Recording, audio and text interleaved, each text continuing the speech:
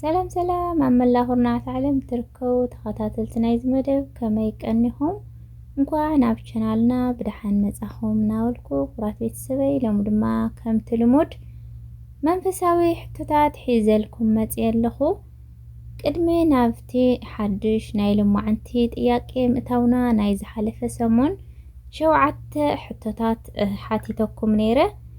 ናይተን ሸውዓተ ሕቶታት መልሲ ክነቀድሚና ድሕር መልሲ ድማ كم تلمود شوعت حتوتات دما كحتكم يمالتيو كم مفلمتا اسكم مترشتا مسايك تصنحو بتحتنا يلابوكم ياو قال እግዚአብሔር ስለዝኾነ ለበረከት ይሆራት ቤተሰበይ ሞክሩ አይፈልጠይ ኢልኹም ስወይትወሉ ያው ካብ ጌጋኻ ብዙሕ ኢኻ ትመሃር ተተጋጊኻ ኣይትርስዖይ ትሕቶ ለዓርሱውን ተስታውስ ኢኻ ብተደጋጋም ማለት እዩ ስለዚህ ያው ሞክሩ ኩላኹም ሞክሩ ሁላትክን ሞክራ ሁራት ቤተሰበይ ምክንያቱ እዚ በረከት እዩ ምንም አይኾነ ስለዚህ ናፍተን ሕቶታት ከብለኩም حاورهم نصنح بسم آب وولد ومنفس قدوس أحد أملاك آمين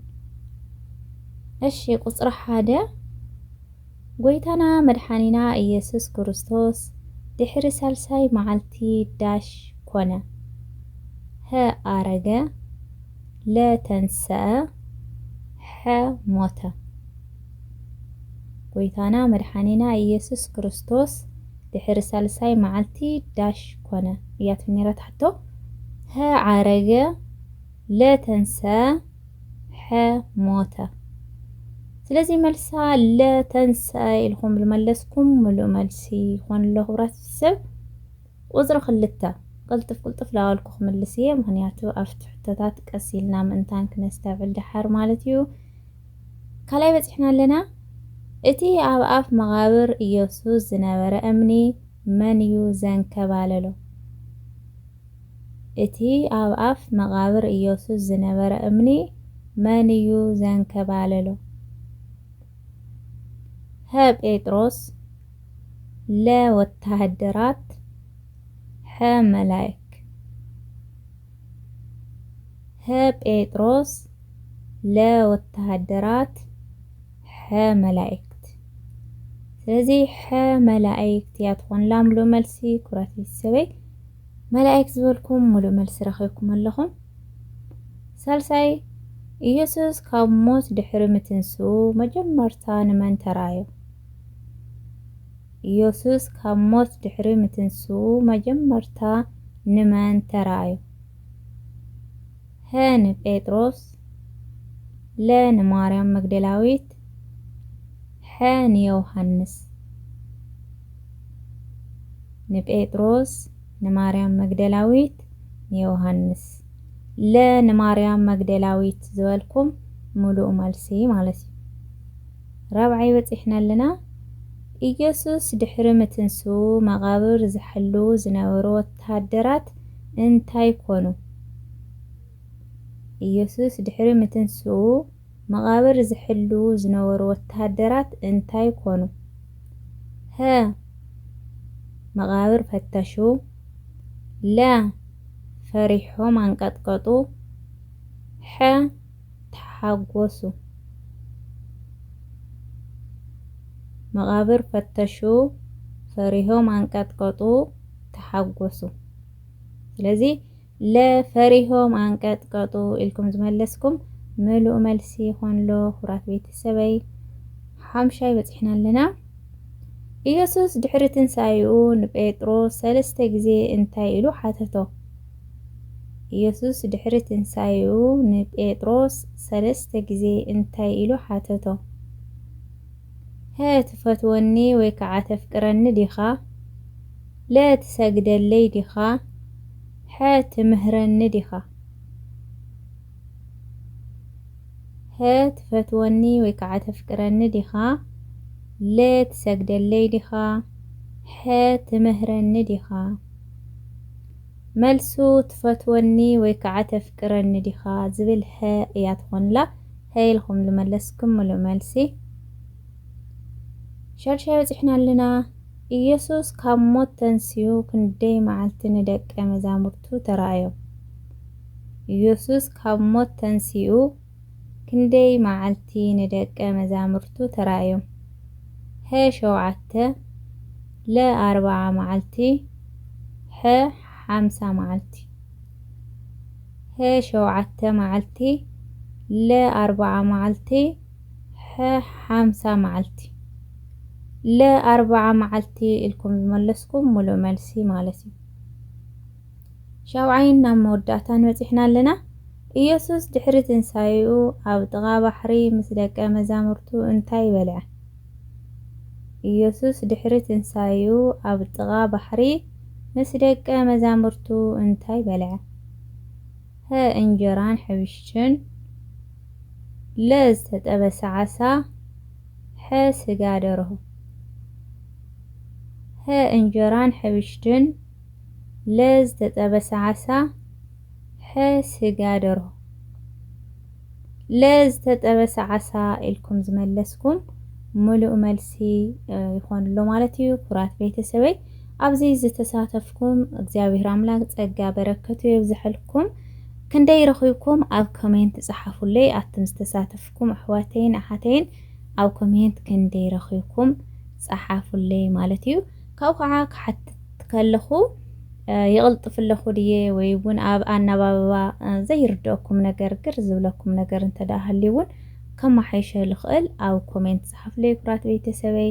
ያው እስኻቶም ናተይ ምስትያትኹም ክእርሞ ዝግባአኒ ነገር በባኻቶም እዩ ክመፀኒ ልኽእል። ኣብ ሕቶታት ጌጋ መሲሉ ዝተረኣየኩም እውን ኣብ ኮሜንት ጻሓፉለይ ሓቢርና ክንርኤና ማለት እዩ። ስለዚ ናፍቲ ናይ ሎማዓንቲ ሕቶታት ድማ ክንሰግር ኢና። ብድጋሚ ኣብዚ ሕቶታት ዝተሳተፍኩም ፀጉ የብዝሐልኩም ፀጉ የብዝሐልክን ክቡራትን ክቡራንን ኣሕዋተይ። እሺ ሎም ድማ ያው ከምቲ ልሙድ ናብ ሕቶታትና ክንቅፅል ኢና። 7 ሕቶታት መሊስና 7 ሕቶ ድማ ክንተሓታተት ኢና ማለት እዩ። እሺ ቀዳማይ ሕቶ ኣዳምን ሔዋንን ዝነብሩሉ ገነት እንታይ ይበሃል? ቀዳማይ ሕቶ ኣዳምን ሔዋንን ዝነብሩሉ ገነት እንታይ ይበሃል? ሀ ኤደን ለ ጌተሰማኔ ሐ ገነት ሀ ኤደን ለ ጌተሰማኔ ሐ ገነት። ካልኣይ ሕቶ ካብ ደቂ ኖህ ኣቦ ከነዓን ዝነበረ ዕርቃን ኣቦኡ ብምርኣዩ ዝተረገመ መን እዩ? ካብ ደቂ ኖህ ኣቦ ከነዓን ዝነበረ ዕርቃን ኣቦኡ ብምርኣዩ ዝተረገመ መን እዩ? ሀ ሴም ለ ያፌት ሐ ካም መ መልስ የለን። ሀ ሴም ለ ያፌት ሐ ካም መ መልስ የለን። ካልኣይ ሕቶ ሳልሳይ በፂሕና ኣለና ኩራት ቤተሰበይ። እቲ ንሙሴ ከም ኣፍ ኮይኑ ዝሰርሐሉ ሓው ማን ይበሃል? እቲ ንሙሴ ከም ኣፍ ኮይኑ ዝሰርሐሉ ሓው መን ይበሃል? ኢያሱ ሀ ኢያሱ ለ ኣሮን ሐ ካሌብ ሀ ኢያሱ ለ ኣሮን ሐ ካሌብ።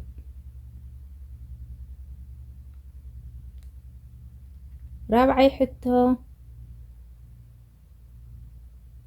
ሳኦል ወይ ከዓ ጳውሎስ ካብ ዝኸድሉ እዋን ንኢየሱስ ዝረኸበሉ ከተማ መን ትበሃል? ሳኦል ወይ ከዓ ጳውሎስ ኣብ ዝኸደሉ እዋን ንኢየሱስ ዝረኸበሉ ከተማ መን ትበሃል? ኢየሩሳሌም ለደማስቆ አንጾኪያ ኢየሩሳሌም ለደማስቆ አንጾኪያ ሓምሻይ ሙሴ ነቲ 10 ትእዛዛት ተቐበለ ኣበይናይ ከረን እዩ ሙሴ ነቲ 10 ትእዛዛት ተቐበለ ኣበይናይ ከረን እዩ ጽዮን ለሲና ሄርሞን ጽዮን ለሲና ሄርሞን